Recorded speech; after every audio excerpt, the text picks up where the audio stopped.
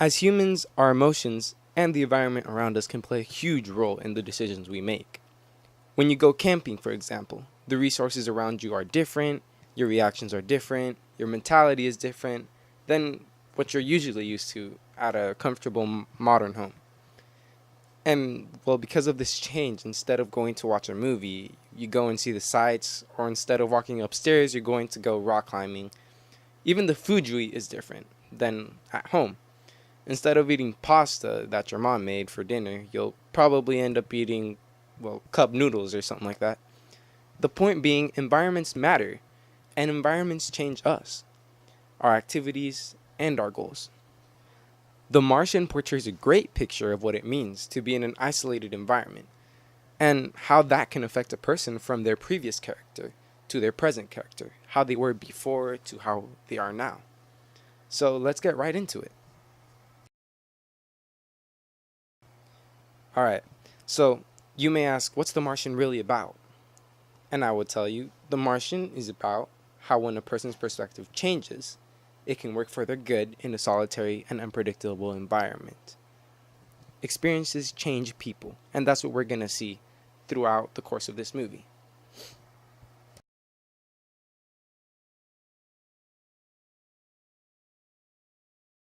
Alright, so the first beat of change in Mark Watney is found when he is left stranded on Mars. During the course of the Mars exploration, the crew receives a storm alert forcing the commander of the crew, which her name was Johansson, to make a decision and order an emergency escape from Mars. Prep emergency departure. Commander? We're scrubbed. That's an order. As the team is heading towards their space shuttle, Watney is hit by a satellite, which knocks him flying into the air to land far off from the astronauts. When the team isn't able to find him, they are pressured to assume Watney is dead and pretty much just leave Mars. When the storm passes, Watney wakes up at walking distance from the base on Mars. But he's like really severely injured with an antenna stuck on his side, which is pretty bad. It's pretty deep in there. With agonizing pain, Watney is able to barely make it to the station and is able to perform surgery on himself. When he finishes the surgery, Watney takes a breath and just looks up to the sky and realizes his present state. Throughout the surgery, tension and high intensity overcome most of the scene.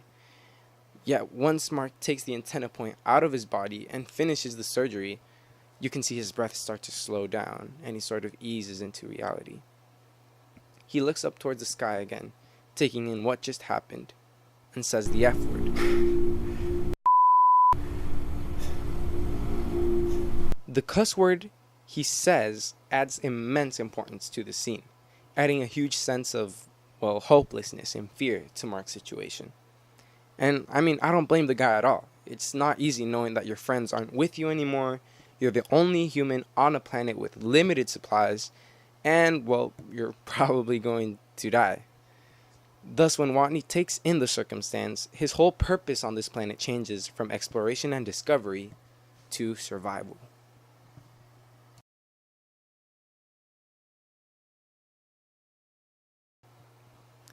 As Watney grows to learn that he's going to be on this planet for quite a while, his mentality is changed from a team member mentality to a solitary survival mentality.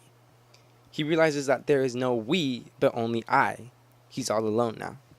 And so he immediately gets to work. Although he takes into account the thought of him dying, he doesn't focus on what could happen, rather he focuses on his present situation, solving one problem at a time, one step at a time.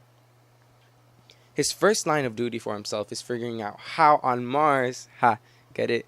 How on Earth, how on Mars, whatever. Anyways, how on Mars he's going to have enough food to survive till the next Mars mission. He starts by mathematically figuring out the amount of his main source of food, which is potatoes, and rationing that out. Through these scenes, you can see the critical thinking and time Mark takes into every detail and how his solitary state changes the actions he takes. Watney finally comes to the conclusion that he's going to have to find a way to grow a lot more potatoes.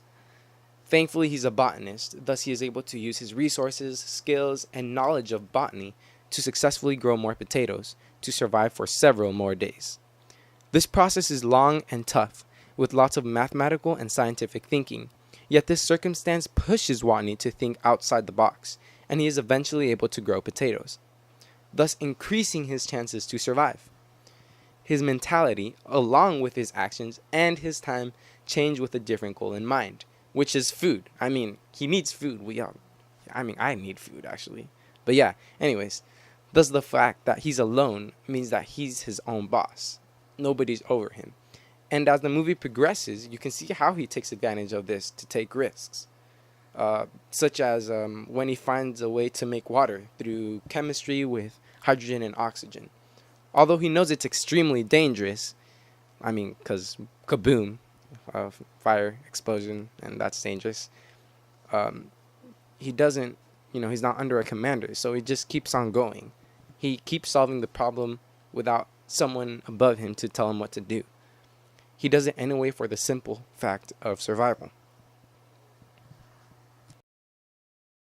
Alright, so it doesn't take too long for NASA to find out that Mark Watney is alive and stuck on Mars with limited supply and time to live.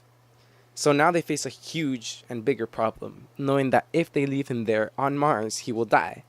And if they set their goals to bring him back, then the world will conclude that they stuck out their job due to NASA leaving Watney on Mars. So that sucks for NASA. But Kapoor, the director of Mars missions, says something that focuses on Watney's perspective. He says, Even imagine what he's going through up there. I mean, he's 50 million miles away from home. He thinks he's totally alone. He thinks we gave up on him. I mean, what does that do to a man psychologically? What the hell is he thinking right now? So now this brings into account the third B of change, his mental and psychological change. When Watney gains communication with Earth, he feels closer to home and his hope rises. Thus, the way he proceeds with his activities of survival on Mars are a lot more jolly in a way, such as when he jokes around that he's going to take a picture for the world to see, and he's, trying to figure out different poses. As his hope rises, and it seems that things are heading the right way, everything goes just south on him. Especially when there's a malfunction at the base, and all of Watney's crops die. And so, this is horrible, and this leads his hope to plummet to the ocean, thus drastically changing his psychological way of reacting, and truly feels hopeless at this point. Although you may think that these scenarios are nothing but feelings and emotions, experiences can change a person. And I know that by experience. Haha.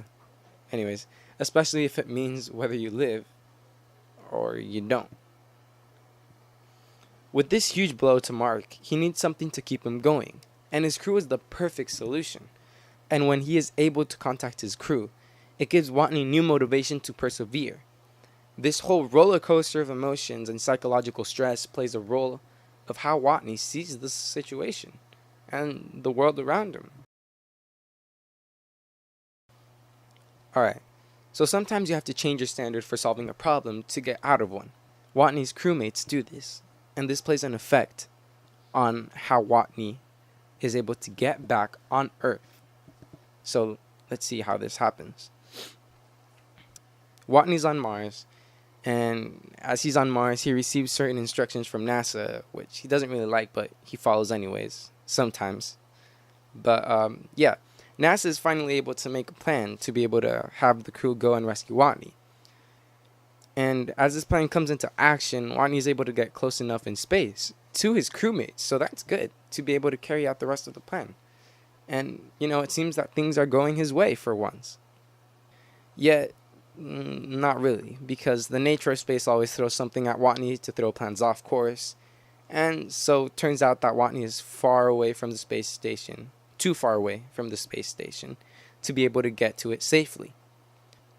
And so now, this gives an opportunity for Watney to use his on-the-spot problem solving, which is the essence of what got him through the whole journey in the first place. And so this is portrayed in the scene where Johansson addresses an idea Mark has on using the thrust from his suit to get to her, where she says that Mark's idea may not be that bad. Thus, this on-the-spot problem solving is adapted by the crew in the effort to save Watney, and they do. So yeah, hooray! Celebrate good times, come on, do, do, do, do. Woo, da, da, da. Ha, ha.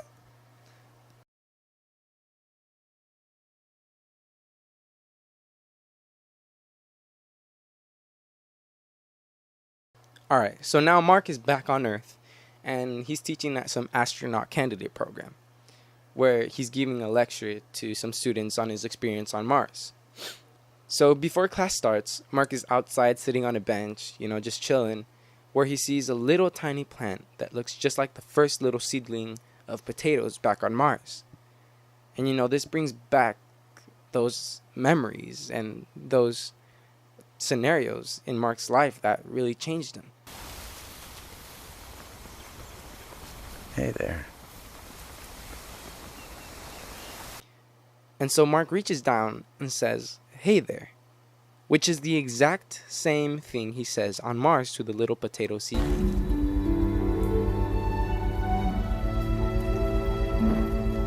Hey there.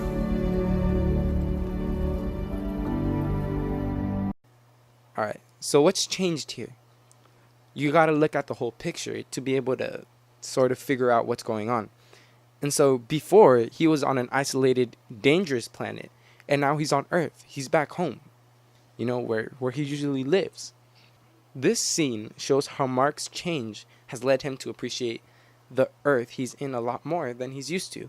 It leads him to appreciate life a lot more.